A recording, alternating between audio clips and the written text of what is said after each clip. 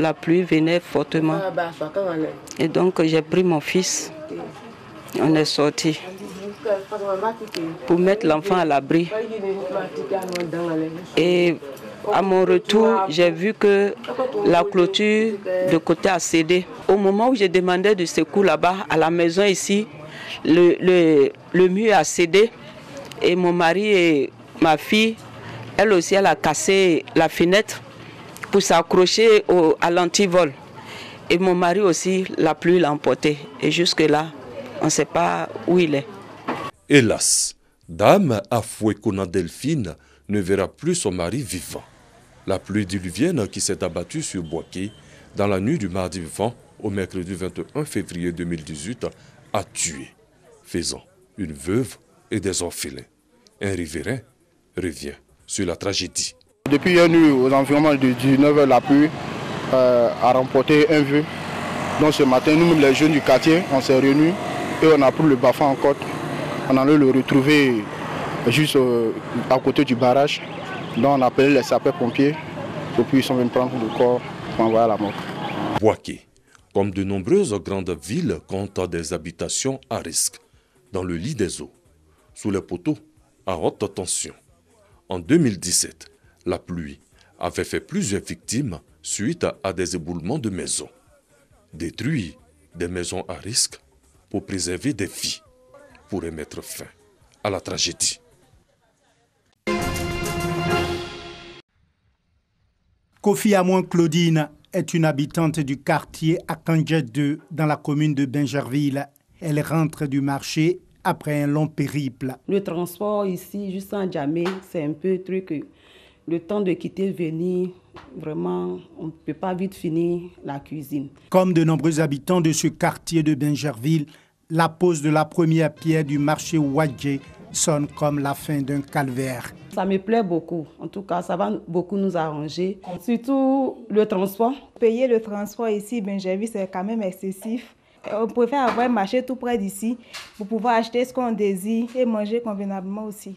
Si les commerçants de Bingerville regardent l'avenir avec beaucoup d'espoir grâce à la construction de ce marché, nombre d'entre eux ont quelques inquiétudes. Tout le monde n'a pas les moyens. On s'est engagé. Nous sommes très contents. Mais comment ça va se passer? Est-ce que tout le monde pourra vraiment s'engager au niveau du prix? Vraiment, le prix n'est qu'à être abordable pour que nous autres, là, qui n'ont rien, là, on puisse accéder aussi pour acheter, pour pouvoir faire nos commerces. On a apprécié parce que sur Bingerville, on n'a pas un marché de gros. Ce marché va permettre d'alimenter tous les différents marchés de Bingerville sur la marchandise. La coopérative de gestion des vivriers de Côte d'Ivoire, promotrice de ce projet, et son parrain, le maire de Bingerville, se veulent rassurants. On a vu que Bingerville avait besoin d'un marché moderne, un marché de gros et demi-gros. C'est ainsi qu'on a fait la démarche auprès du maire et qu'on a obtenu ce qu'on voulait.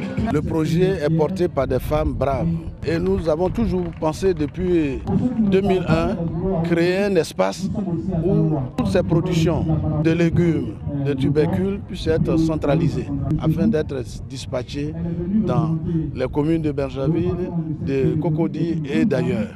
Selon le promoteur, le marché Wadje de Bingerville s'étend sur près de 2 hectares et sera à 2 niveaux avec entre autres 283 magasins, 720 étals, 2 banques et une infirmerie. Le marché devrait être livré dans 24 mois. Abidjan, à l'image des grandes capitales, est confronté à l'épineuse question de la pollution. Gaz d'échappement, fumée des pneus brûlés, fumage de poissons en plein air sont autant de dangers pour la santé de l'homme. En vue de trouver une solution durable à ce problème environnemental, le district autonome d'Abidjan sollicite la ville de Nice avec laquelle il est en partenariat depuis 2013. Des experts de la pollution venus de la Côte d'Azur ont installé dans la capitale économique en 2017 des capteurs de mesure de la qualité de l'air. Un an après, l'heure est au bilan. Grâce à la collaboration qui a eu lieu entre le service environnement de la ville de Nice et toutes les équipes de l'environnement d'Abidjan, nous avons pu réaliser une première étude pilote avec la pose de capteurs pour mesurer les différents polluants atmosphériques. De par des résultats qui sont extrêmement intéressants et une motivation notamment ici de toute l'équipe du gouverneur et de la partie environnement, d'essayer de voir comment nous pouvons améliorer cette convention, faire davantage de choses qui serviront à la population, à la fois sur une thématique de santé publique, mais aussi sur des thématiques économiques. Le partenariat avec Nice couvre plusieurs domaines. Le thème, la thématique qui est privilégiée, c'est donc la pollution atmosphérique. Et comme vous le savez, Abidjan, c'est une ville, je ne dirais pas beaucoup polluée, mais qui tend vers la pollution extrême. Et c'est important pour nous de trouver des solutions immédiates pour que la santé des Abidjanais soit préservée.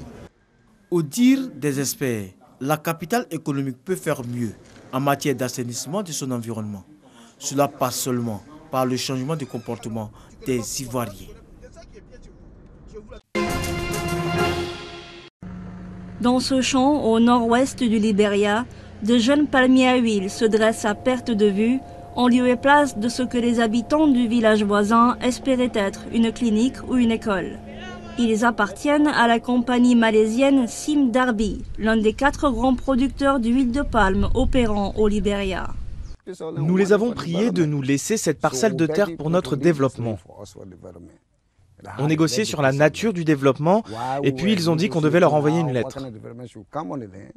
Entre-temps, Sim Darby avait déjà planté d'autres arbres sur la parcelle.